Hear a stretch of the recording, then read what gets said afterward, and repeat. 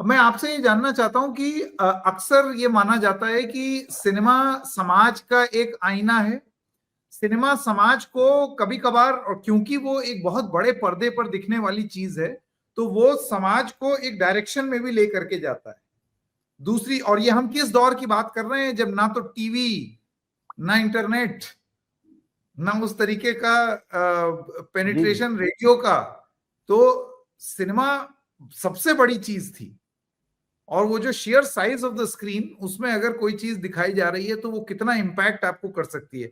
अब इन सब चीजों के चलते सिनेमा को अपने विचारों को सामने रखने के लिए भी इस्तेमाल किया गया है। It is, to quote Utpal Dutt, the most powerful tool of political propaganda.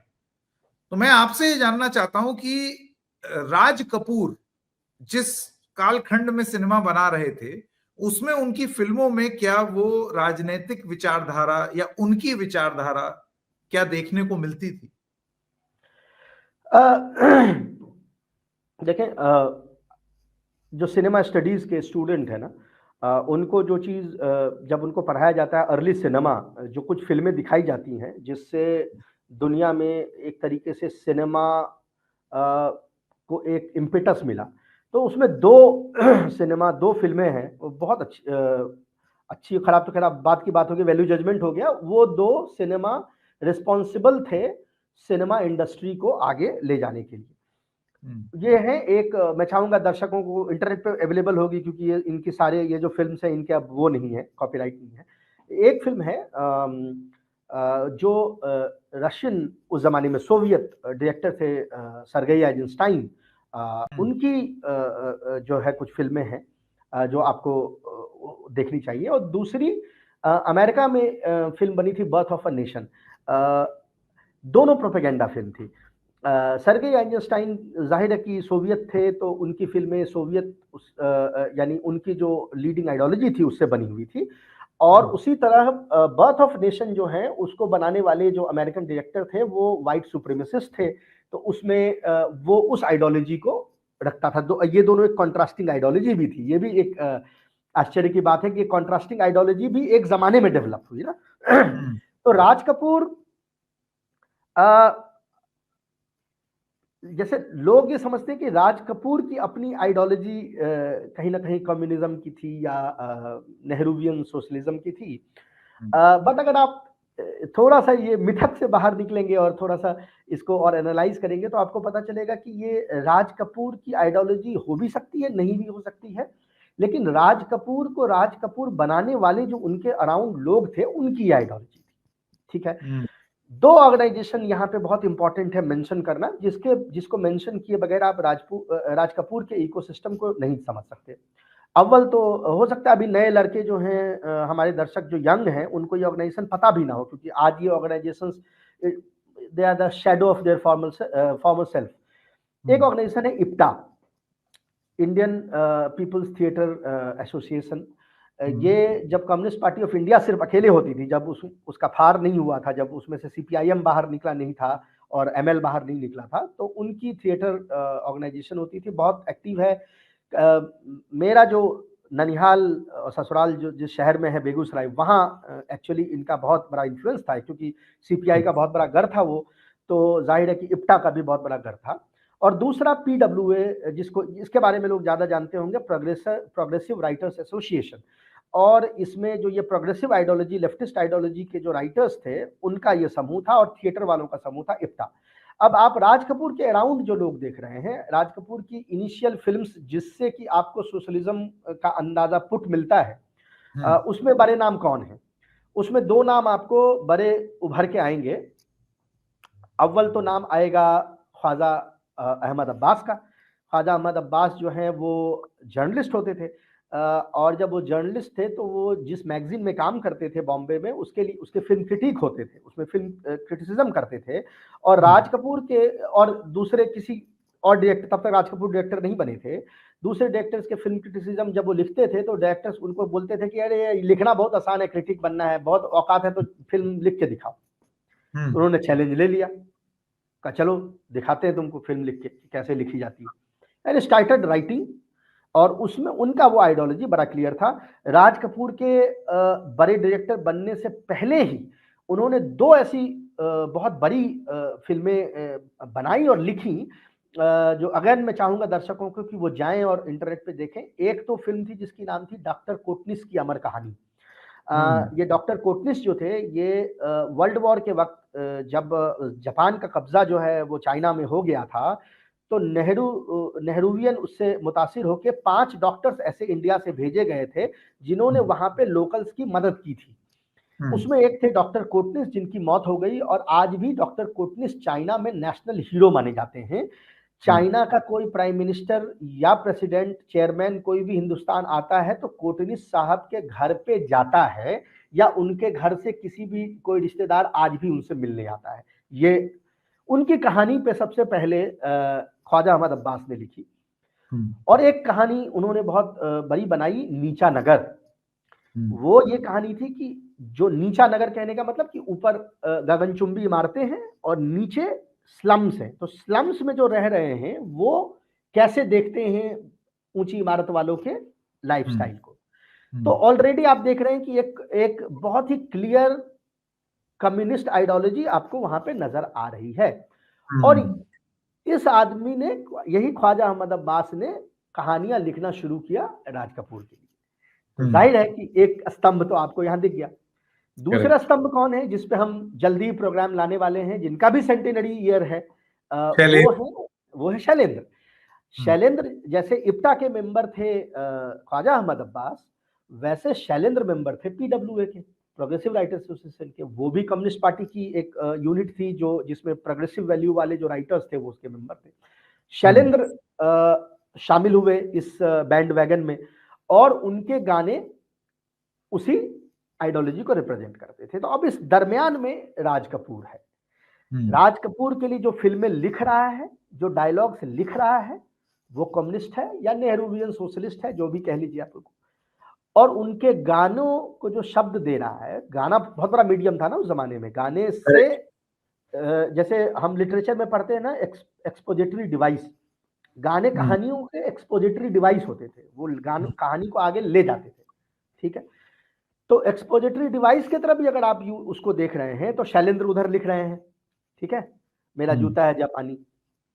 इधर ख्वाजा अहमद अब्बास जो है वो डायलॉग्स ऐसे लिख रहे हैं जो आपको याद होगा, वो कटघरे में खड़ा होके वो आवारा में जो, और ये मतलब ये जो तमाम जो सीन्स जो आइकॉनिक सीन्स है, इन लोगों ने राज कपूर के आइडियोलॉजी को शेप किया। राज कपूर, मैं यहाँ पे बता दूं, पढ़े लिखे आदमी बहुत नहीं थे। हालांकि जरूरी नहीं है, उस जमाने में बहुत लोग पढ़े लिखे नहीं होते थे और वो जिंदगी के एक्सपीरियंसेस से लेते थे अपने उसको। लेकिन ये बात जरूर था कि उनकी जो भी अपनी नेसेंट आइडियोलॉजी रही होगी, शैलेंद्र ने और ख्वाजा अहमद अब्बास ने उसको शेप किया इस तरीके से कि वो आपको फिल्मों में नजर आ रही। बिल्कुल, बहुत बहुत इंटरेस्टिंग तरीके से आपने बताया कि एक इंसान की अपनी पॉलिटिकल आइडियोलॉजी वर्सेस वो जो पूरी टीम है, जो क्रैक टीम है जिसके वो चेहरे बने हुए हैं, उसकी आइडियोलॉजी और वो कितना गाइड कर रही है। अब बहुत बार आपने नेहरूवियन सोशलिज्म की बात की, जाहिर सी बात है ये कॉन्ट्रास्ट आज जब उनका परिवार मौजूदा प्रधानमंत्री के साथ बैठा है तो होगी। लेकिन जैसे कि मैंने ये कहा कि अब आज अगर एक राइट विंग पार्टी के मुखिया प्रधानमंत्री हैं और वो सेंटिनरी ईयर आ गया है, तो इसको ideological leaning of the family कहेंगे, ये मेरे ख्याल से बहुत फेयर अजम्पशन नहीं होगा। या ऐसे देखा जाए कि एक देश का प्रधानमंत्री सम्मानित कर रहा है जिसमें परिवार साथ में आया है। यहां पर एक सवाल मैं जरूरी आपसे ये भी पूछना चाहता हूं, और वो है कि जितने उनके आसपास के लोग थे या जिस तरीके से सिनेमा बन रहा था उस समय, जो कि left leaning, Nehruvian socialism leaning, ये विचार उस तरीके के ही थे, बना दिए गए थे, या फिर वो उस समय की परिस्थितियां ऐसी थी कि आज अगर राज कपूर होते तो शायद उनका सिनेमा राइट ऑफ सेंटर होता। जी, ख्वाजा अहमद अब्बास का एक बहुत पुराना इंटरव्यू मैं चाह रहा था कि दर्शकों के लिए उसको मैं पुल आउट कर सकूं, पर वो मुझे मिला नहीं। हालांकि मेरे जहन में है, वो मैंने बहुत साल पहले वो पढ़ा था, 10 साल कम से कम, या उससे भी पहले मैंने वो इंटरव्यू एक पढ़ा था जिसमें ख्वाजा अहमद अब्बास ने, अब पता नहीं उन्होंने चिढ़ के ये बोला था, या कई बार कैसा होता है ना, आप इंटरव्यू दे रहे होते हैं, आपका मूड क्या है उस पर कई चीजें होती हैं, पर जो भी है, मैंने जब वो इंटरव्यू पढ़ा, उस इंटरव्यू में उन्होंने एक बात कही थी, उसे किसी ने बोला था कि राज कपूर की आइडियोलॉजी क्या नेहरूवियन सोशलिज्म की थी, तो उन्होंने कहा था कि देखिए राज कपूर की आइडियोलॉजी पैसे की थी, कि कौन सा फिल्म पैसा कमा रहा है ठीक है, कौन सा फिल्म पैसा कमा रहा है, उसकी आइडियोलॉजी, उनकी आइडियोलॉजी वो थी, बाकी जो चीजें थी वो हम लोग करके देते थे। तो लेकिन उसमें उन्होंने एक बहुत इंपॉर्टेंट एक चीज ऐड किया था, उन्होंने ऐड किया था, बोला था कि देखो मैं तो कम्युनिस्ट हूँ, ओपनली कम्युनिस्ट हूँ, ये बात ख्वाजा अहमद अब्बास कहते थे। उन्होंने उसमें एक बात ऐड की कि देखिए हम आइडियाज दे सकते हैं। मैंने आपको अभी 2 फिल्मों के एग्जाम्पल बताए, डॉक्टर कोटनिस की अमर कहानी और Neecha Nagar. They were amazing films in their own right, ठीक है, लेकिन ये उतनी बड़ी हिट्स नहीं है जितनी बड़ी हिट आवारा और 420 है। क्यों? क्योंकि इसमें राज कपूर नहीं है, ठीक है।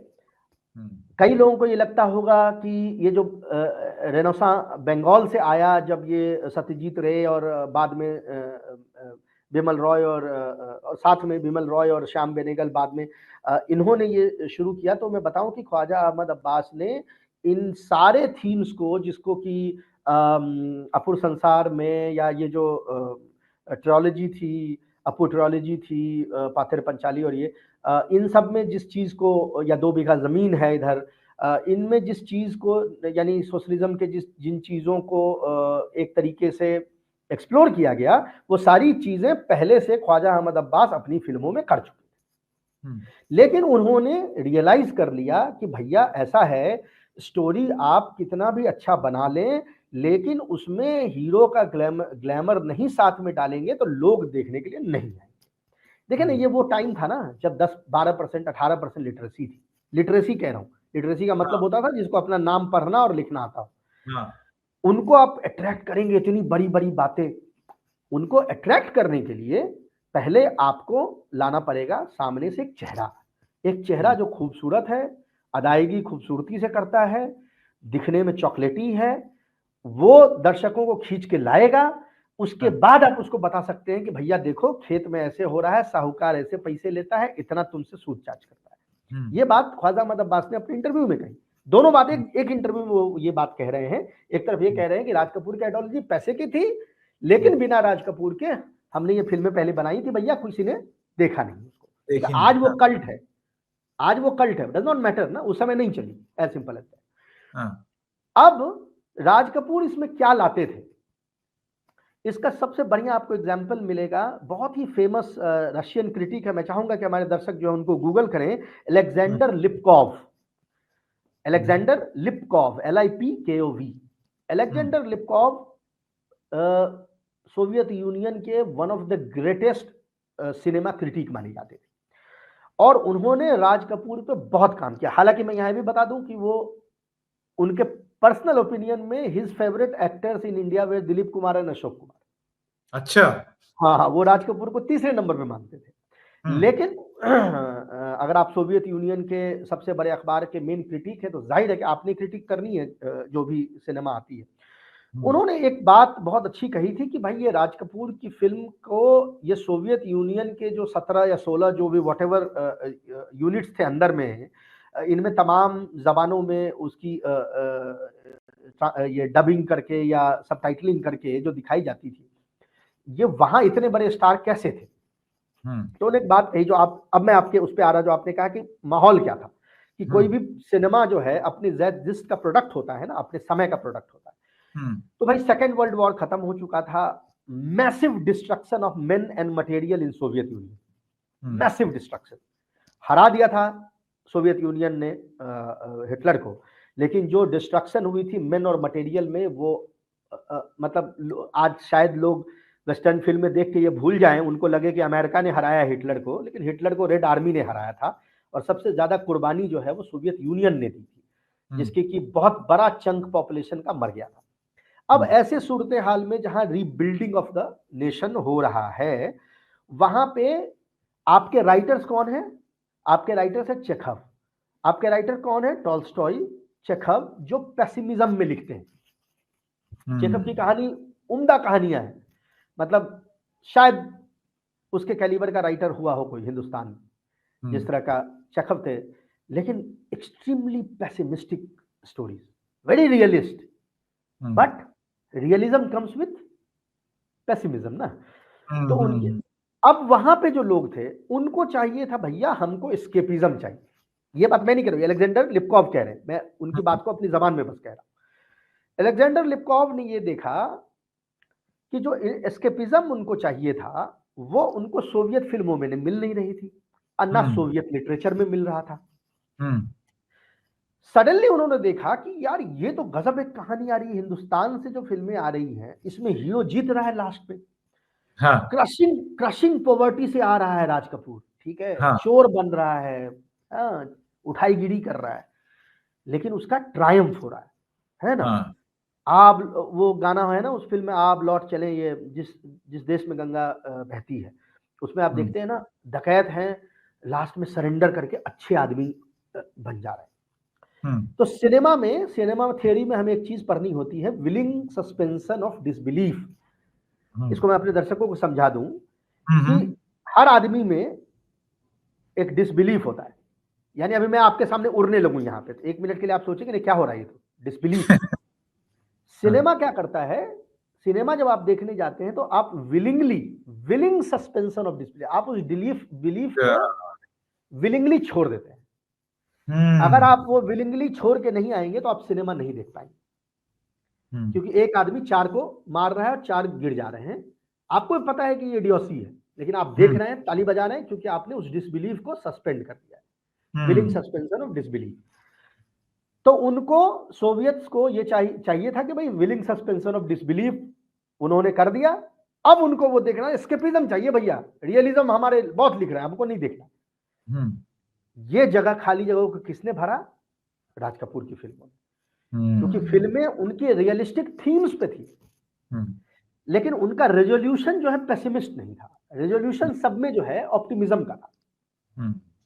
तो फिल्म चलने लगी, और वो ये लिपकॉफ कह रहे हैं कि उनको लेटर्स आते थे लोगों के, हैं, लेटर्स टू एडिटर नहीं होता था उस जमाने में, वो लेटर्स टू एडिटर आते थे, जैसे आज तो लोग नीचे कमेंट डायरेक्ट कर देते हैं, उस जमाने में मेहनत करनी होती थी, आपको लिखना पड़ता था, आप लेटर लिखते थे एडिटर्स को। उसमें लोग उनको ये कहते थे, वो कहते थे कि यार ये एक तो बंदा खूबसूरत, दूसरा हम रियलिस्टिक फिल्म बनाते नहीं थे, हम स्टूडियो सेटअप में फिल्म बनाते थे, तब सिंक साउंड नहीं होता था, ठीक है, तो सिंक साउंड 40s 50s तक चला, बाद में हम स्टूडियो में फिर उसको डब करने लगे, रिकॉर्डिंग करने लगे, शूट मोस्टली स्टूडियो में होता था।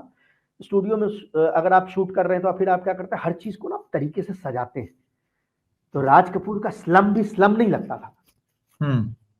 अगर हमारे दर्शक कोई स्लम जाते होंगे, किसी ने कभी बॉम्बे में किसी ने देखा होगा, या दिल्ली में या कलकत्ता में स्लम देखा होगा, और उन्होंने राज कपूर की फिल्मों का स्लम देखा होगा, उसमें कोई कॉमनैलिटी नहीं, तो सस्पेंशन ऑफ डिसबिलीफ वहीं पे हो गया। तो बाहर के दर्शक सोचते थे यार ये स्लम भी कितना खूबसूरत जिंदगी है भाई, ये क्या गजब जिंदगी है, क्या खूबसूरत लोग उसमें नाच रहे हैं, कितने खूबसूरत हैं वो जो डांस कर रहे हैं, और क्योंकि जो विलिंग सस्पेंशन ऑफ डिसबिलीफ था, इसने पेसिमिज्म से जो जनता भाग रही थी उसने इसको आत्मसात किया। लेकिन मैं डिस्काउंट नहीं करना चाहता इस फैक्ट को कि जो मैसेजेस थे उसमें, उसको वो समझ नहीं, मैसेजेस भी समझ रही थी, लेकिन उसको एस्केपिज्म भी चाहिए था।